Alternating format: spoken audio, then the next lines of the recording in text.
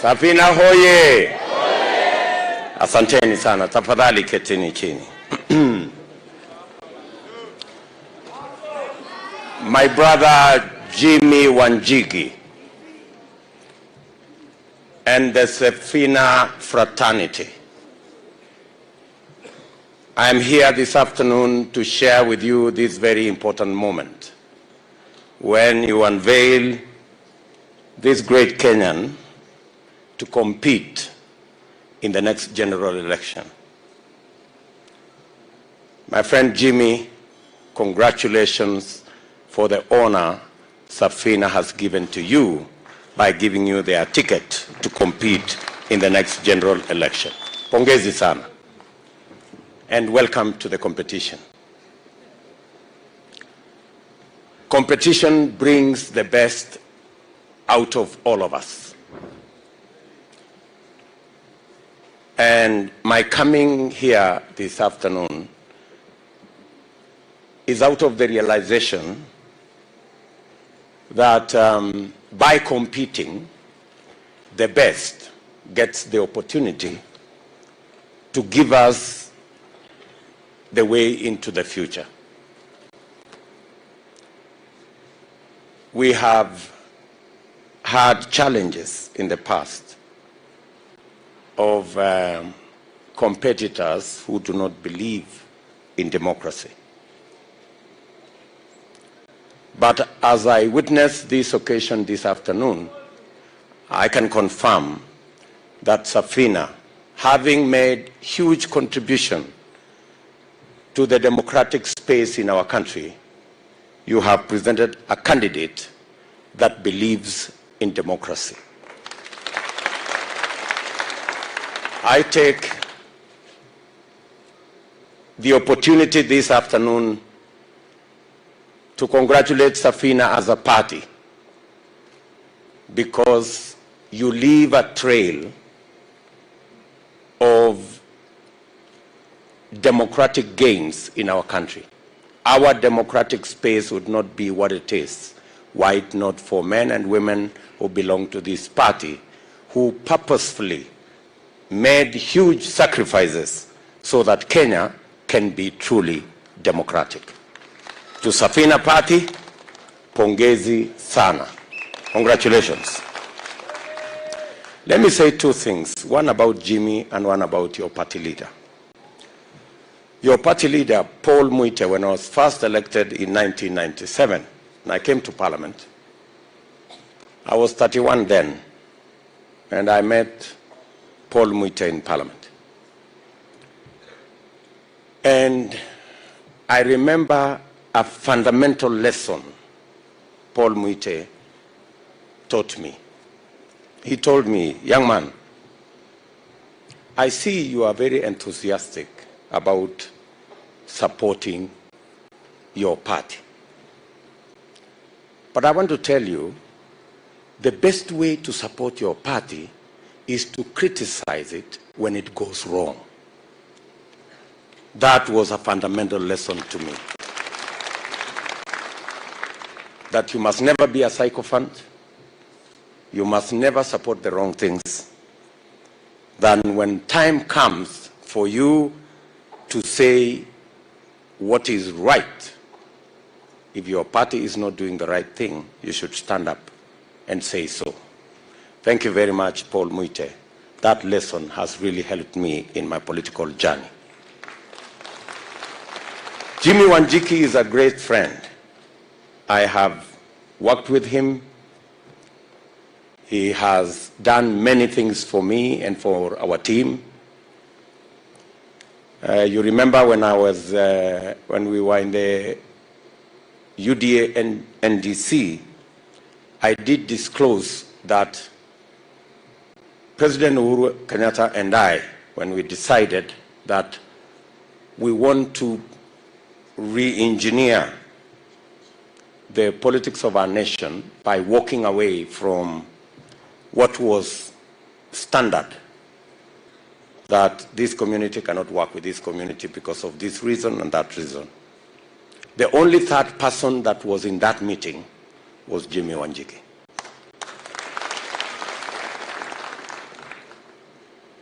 And I remember telling him in our NDC that he still keeps the original agreement signed between me and Uhuru Kenyatta. So I don't know when, Jimmy, you are going to deliver that so that I can keep it as a souvenir. But having said that, I have listened to Jimmy, and I have heard Safina Fagia wote. And so I was asking Jimmy while seated there, this Fagia wote, there are some who are being swept out. I'm sure there are some who are being swept in. So in the process of Fagia wote, I hope you will sweep our competitors out and sweep all your friends in.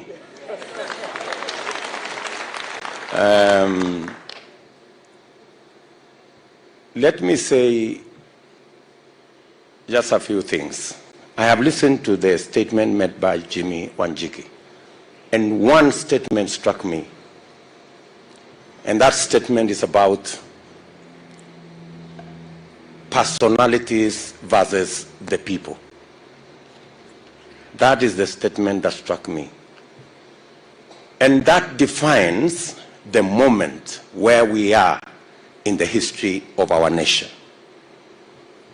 There is competition between personalities and personality cults and personality politics vis-a-vis the people and the institutions that facilitate the people to participate. There are two sides to this competition, and the clarity, the difference between the two sides to this competition is like the clarity between day and night. Our competitors believe this is a constitutional moment. We believe, together with Safina, that this is an economic moment in the history of our country. Our competitors believe that this is a constitutional moment because they want to change the constitution to create jobs so that leaders can benefit. We believe it is an economic moment to change the economy, create jobs so that millions of young people and millions of Kenyans can have access to jobs. They believe, our competitors, this is a constitutional moment to change the constitution so that you can give the president more power to undermine the legislature by appointing ministers from the legislature. We believe this is an economic moment to create access to close to 15 million Kenyans who today, operating in the space of micro and small enterprise, they have no access to credit, and therefore their struggles are harder. We believe changing the economy to create credit for millions of young people is not about leaders, it's about the people. They want to create an opportunity to benefit leaders, benefit members of parliament who already have jobs, to be appointed to be ministers. The dichotomy is as clear as day is night. They are looking for jobs for MPs. We are looking for credit for ordinary people, the ones at the bottom of the pyramid. They believe this is an economic moment to create an ombudsman so that we can undermine the independence of the judiciary, which is the language of rulers and despots and dictators. We believe this is a moment, an economic moment, to create economic freedom so that every citizen can operate in a space that respects the rule of law. Good people, they believe and they have facilitated the corruption of the political system to merge the opposition and the government, creating an unaccountable system that promotes conflict of interest, that promotes state capture, that promotes corruption, and that benefits only the corrupt. We believe, as the people of Kenya, that proper political formations with clear checks and balances that respects different political formations with a governing party and an opposition party creates accountability, better use of national resources, and ultimately benefits every citizen and creates a country that leaves nobody behind. So this contest is as clear, and the sides are as clear as day is from the night. And that's why I came here, because Safina shares the same belief in an economic moment in this election the way UDA does. Finally, na pengine nitasema kwa Kiswahili.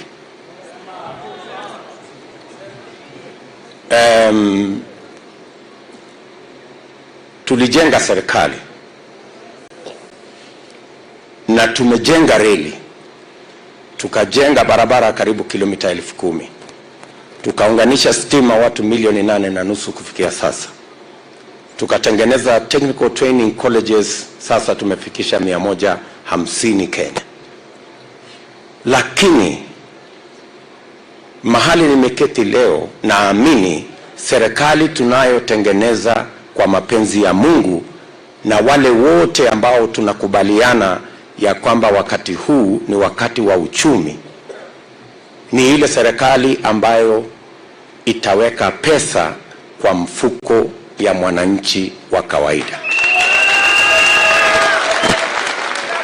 Na njia ya kuweka pesa kwa mfuko ya mwananchi wa kawaida ni kuhakikisha kwamba wale vijana karibu 4 milioni, Jimmy amesema hapa watu 5 milioni plus, out of that 5 million, kati ya hawa wa Kenya ambao hawana ajira 5 milioni, 4 milioni ni vijana. Na njia ya kuweka pesa kwa mfuko ya hawa vijana ni kuwapangia ajira.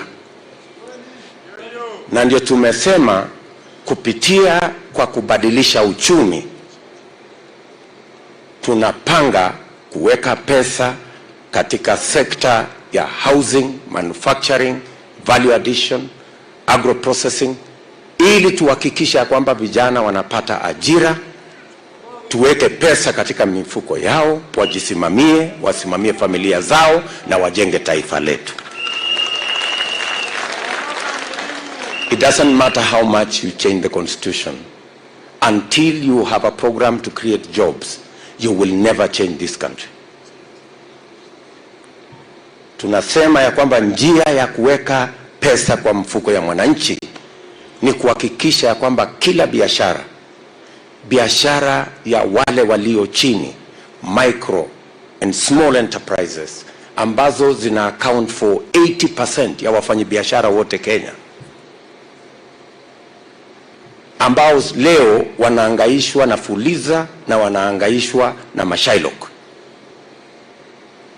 tuwe na credit system ambayo itawawezesha badala ya kulipa 10% per day vile wanafanya saa hizi, walipe 10% per year kama makampuni zingine zote.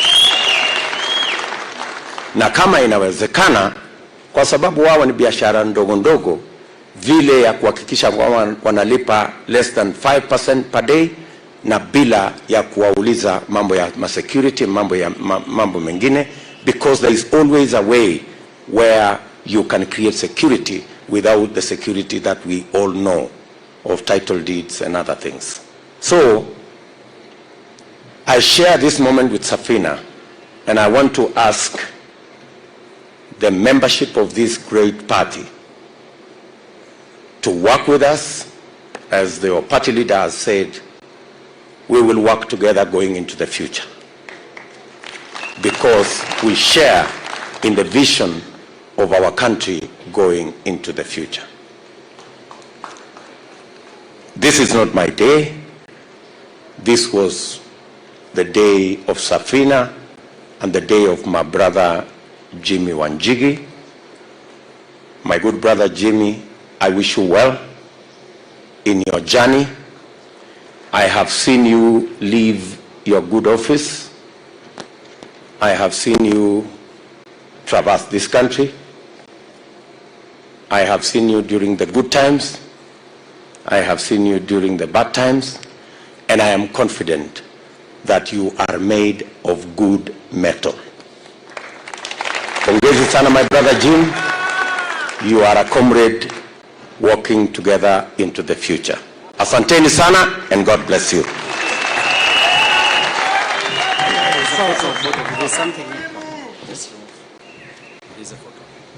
Thank you, Jim. Asante sana. Asante sana. Makofi kwa Deputy Rais. Makofi. You're made of good metal. Asante, and so are you, my brother. Asanteni sana. God bless you. Asante. God bless you. Thank you, my brother. Asante. Makofi.